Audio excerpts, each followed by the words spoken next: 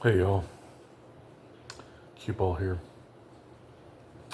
coming to you from my living room. I don't know why every time I turn on the camera, it seems that I gotta cough or clear my throat.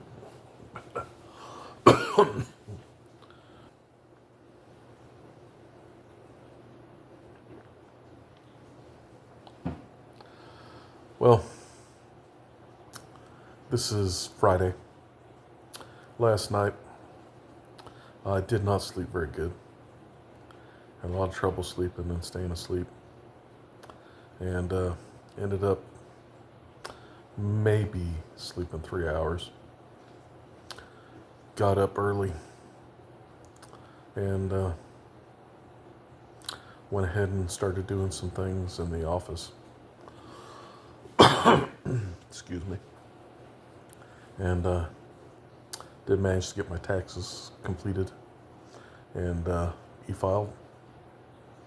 And as of this morning, everything accepted by the state and the feds. So good news there. Worked on getting things together and ended up this morning going down to the Arizona State Retirement System's office in downtown and trying to sort out the my wife's retirement and why things weren't showing up. I contacted her previous employers and things, and seemed like they had everything correct.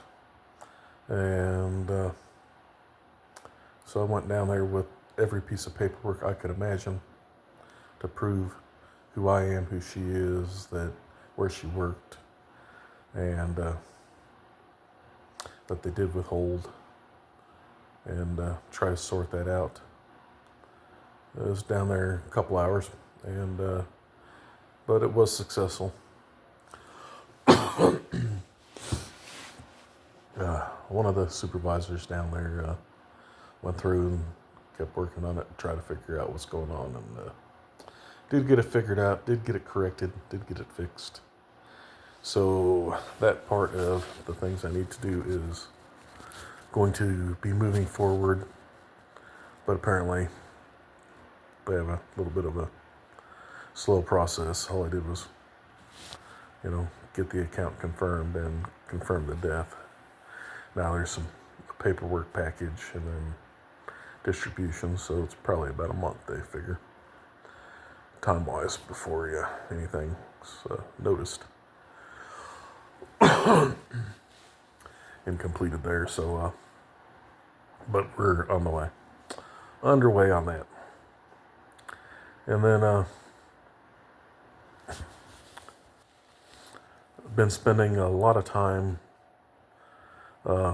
in between other things paperwork-wise and calling people and emailing people and working on it. I've been going through in the down times and in the hold times, because you end up on hold for often 30 minutes to an hour each place you call, and then you end up getting transferred and wait on hold some more. So as I'm doing all that, I'm going through cleaning off her phone, cleaning off her photos and videos, cleaning up her social media stuff.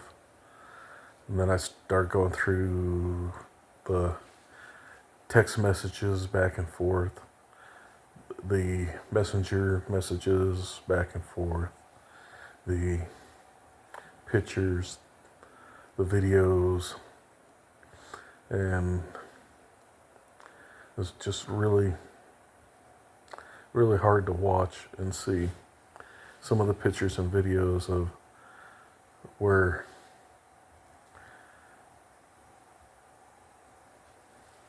she was walking around the house with a walker. Yes, slowly. Yes, in pain. But she was doing that, early December. And yes, if we went somewhere, like when we did go to the zoo for Thanksgiving, yes, of course, in a wheelchair and stuff at the zoo, that's a lot of walking, and there was no way she'd be able to handle something like that. But she was able to do short spurts of walking just as quickly as a month before her passing. Then it became the inability to do that, and she had to ride in the wheelchair, ride in the walker, or because there's a little seat on the walker for things, and then or ride in the wheelchair,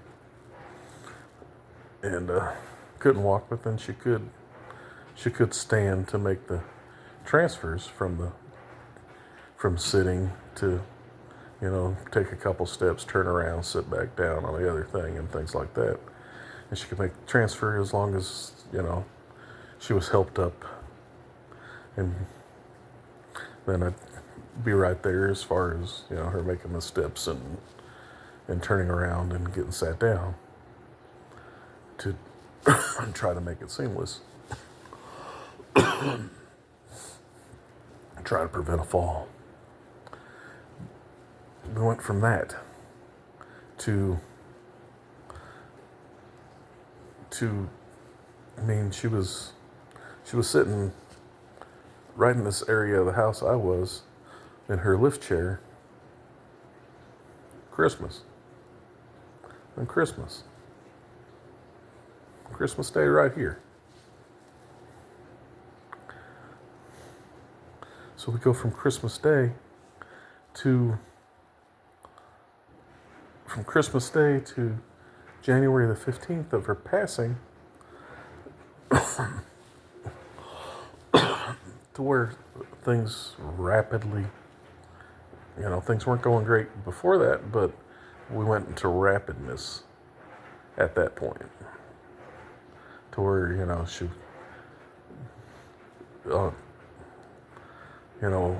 after Christmas, the days after Christmas, she's requesting hospice care and needing a hospital bed and getting all that going and getting the hospice signed up for in-home hospice and getting the hospital bed and the nurses and fire department having to move her from her lift chair at that point into the hospital bed.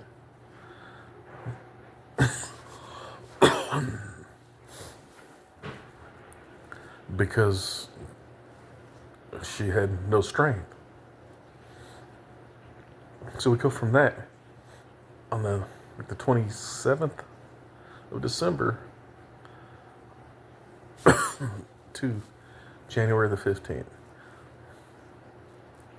Just couldn't do it anymore. She was having trouble eating. She was having trouble swallowing. She's even got to the point of having trouble drinking. Went to the Mayo Clinic to get the feeding tube put in. They, which was all set to happen, but it all got moved up, trying to, beat the progress of not being able to eat. But between that and the lungs shutting, the muscles for breathing and all that shutting down and things. I mean, we went from January 27th entering the hospice care for in-home hospice to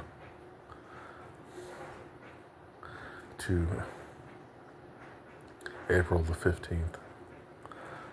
Her final breaths here in the evening, just right over to my other side in the hospital bed, me holding her hand, talking to her. And I was going through the different pictures of stuff that I took, or the different pictures that my daughter took, and seeing me holding her hand, seeing me the last time I was able to give her a kiss, and leaning over her in the bed and giving her a kiss, letting her know I'm here for her, letting her know I love her.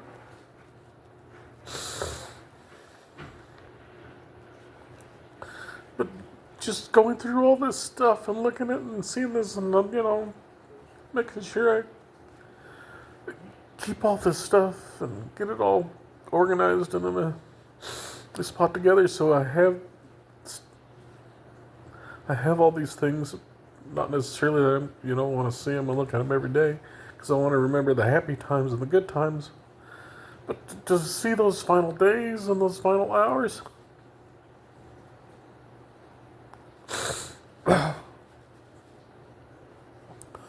to be there by their side, to see their face, look into their eyes. That's so hard. When you look into somebody's eyes and you can see the pain. You look into their eyes and you just can see into their soul, and you can see that they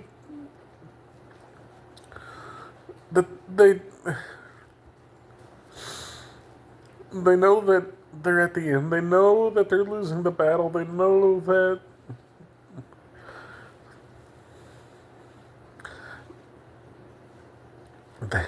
they know that it's over. And you sit there and you're with them, and even though she couldn't talk at that point, she couldn't write at that point, she couldn't text at that point, but at least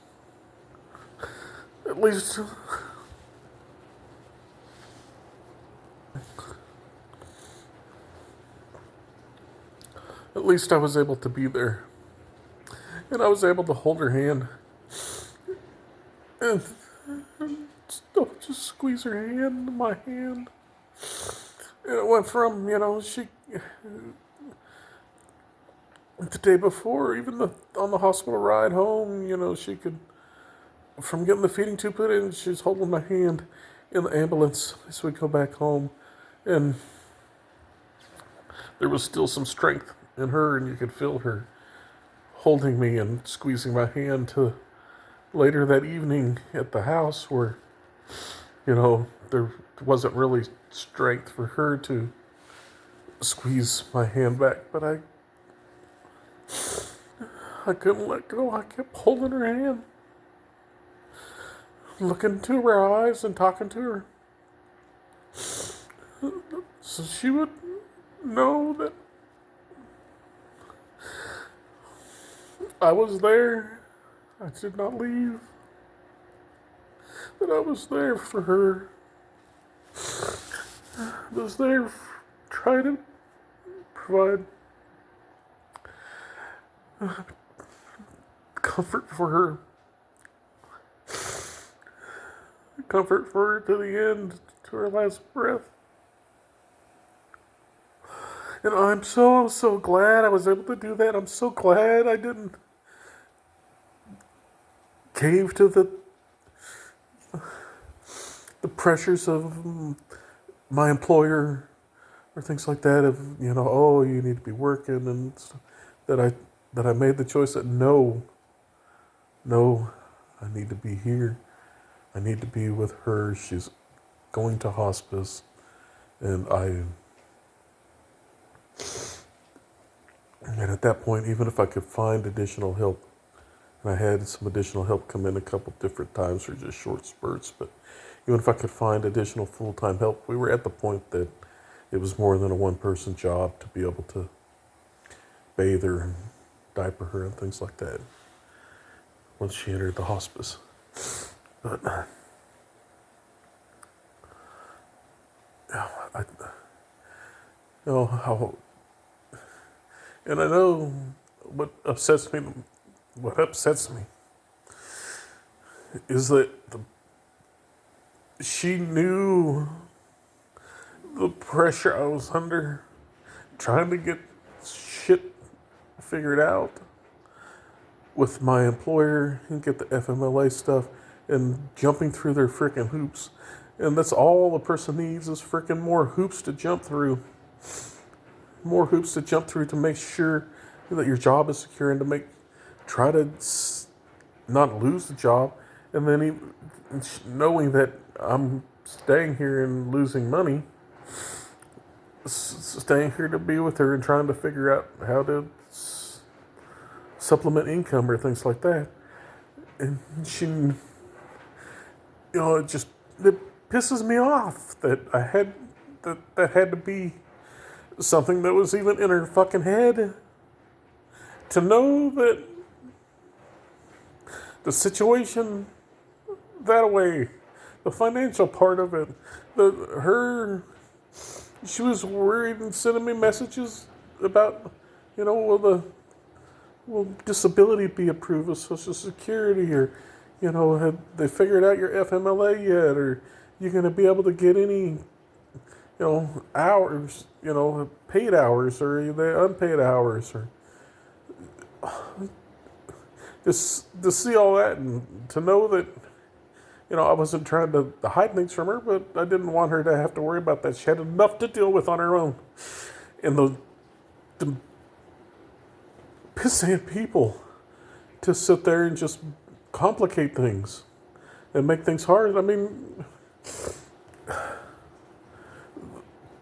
I don't know, if what all the laws come down to, or the personnel policies and things like that. But this crap needs to be overhauled, because people don't need to be dealing with that kind of shit when they're trying to deal with themselves and our immediate family members that are have a critical illness. If they're in their final days.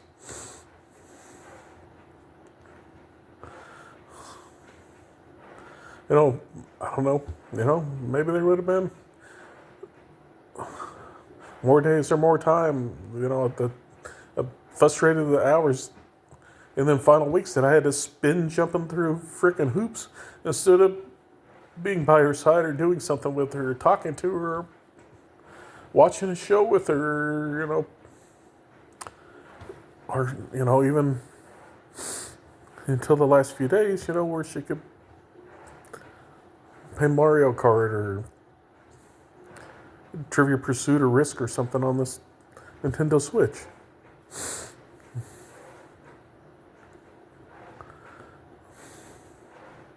It's just going through this stuff and then just rehash, some of the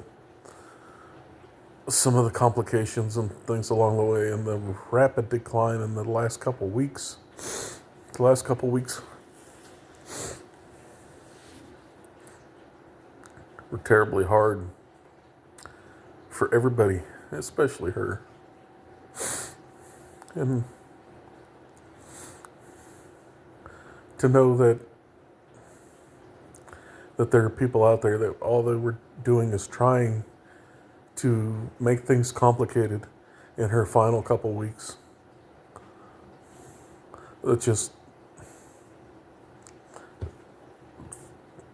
It frustrates me to no freaking end that things are like that, and that people can be like that.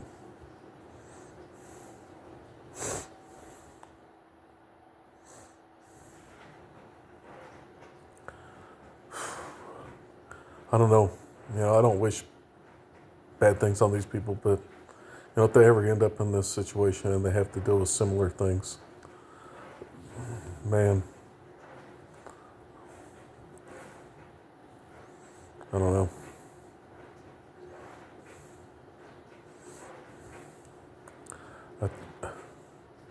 I'd be sad, but then there'd be that little part that just say, like, karma's a bitch.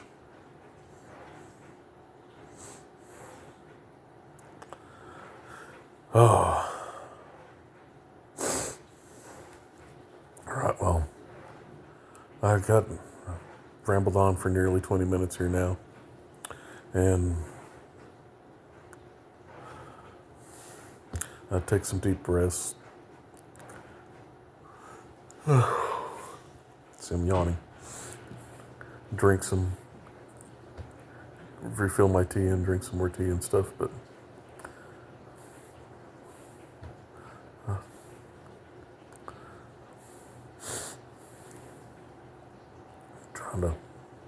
trying to get by. I did end up about 1:15. I got to the point I was lightheaded, couldn't see straight. 1:15 this afternoon. I ended up sitting down for a minute trying to catch my breath, and obviously just passed out and woke up about 5:15, 5:20 with the screeching noises of the aging mail truck delivering mail outside. So I'm a little thrown off time-wise and stuff here now, but did make myself some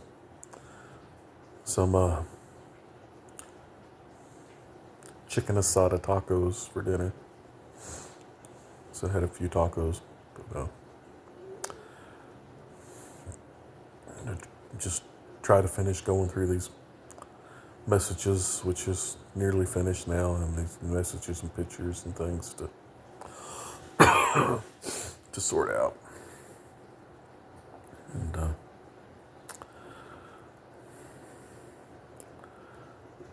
try to work on a few things around the house here this weekend. See, now that we're getting closer to a lot of the paperwork at least being to where I gotta wait for things to come back, I can start working on pictures that I'd like in the slideshow for the celebration of life, music that I'd like in the background for the celebration of life, that are things that my wife enjoyed, and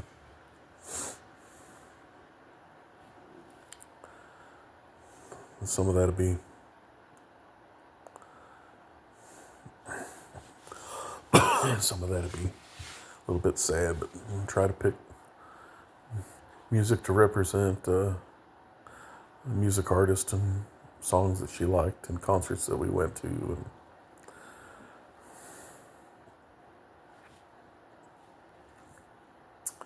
hopefully I'll see a lot of you there. There is a event page set up on Facebook, and things are pinned to my Facebook page as well as my wife's page, which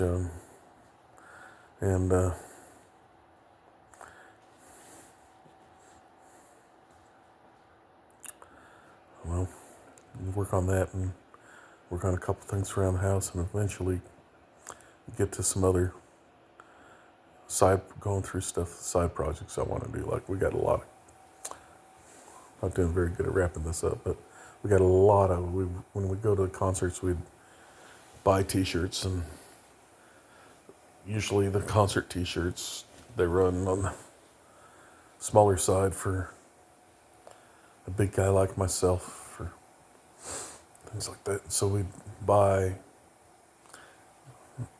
shirts that they had available and just buy them to have the concert t-shirts, and we're saving them to make into a t-shirt quilt. So work on going through them and things like that, hopefully at some point this weekend, so that I can send those out to a person we've used before, Memory Stitch in Nebraska, and have them put together a quilt for those. And then, of course, they didn't sponsor this. It'd be nice if they, but we've used them before, and they do have really nice t-shirt quilts. I mean, if you ever thought about doing that and weren't sure who to use or what to use, it's nice quality. They're comfortable. They do a good job. But I'm going to look and see if maybe look and see if I can't get that out here in the beginning of the week to them, so that that can get underway too. But not a lot of plans this weekend, except trying to work through things as I can, trying to get things figured out, get things accomplished, get things straightened out here and on track, so that I can start getting my life on track. And yeah, I'm never gonna forget her and things, but at some point I need to see if I can work through my stuff, and then the stuff that needs to be done here, and get myself to where I get back to work and things like that. But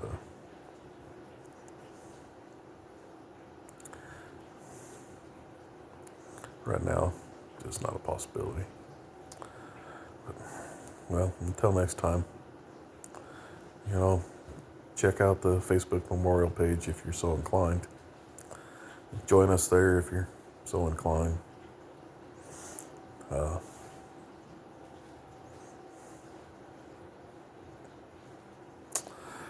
Like, subscribe, share if you enjoy my content, or if you think that there's anybody who could find this content helpful for things that they're dealing with.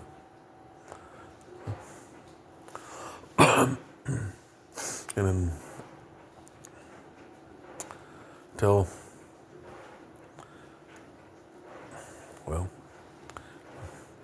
next time, I need you to remember that I love you all, and that if you got people that you love and care for, friends and family, you need to let them know that you care for them, that you love them.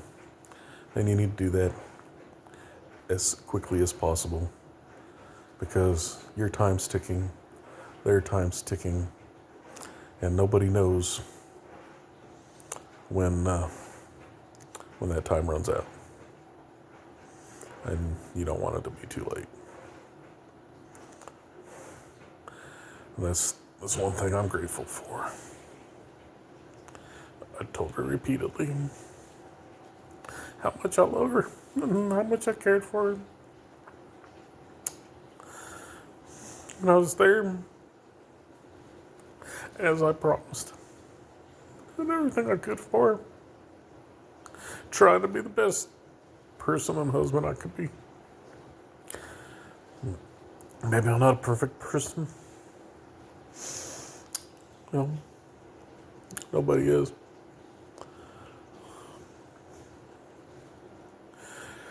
But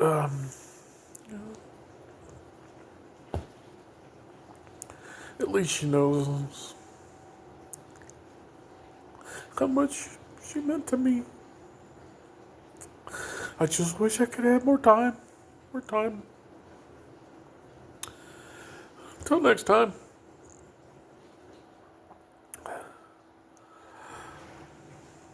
Bye.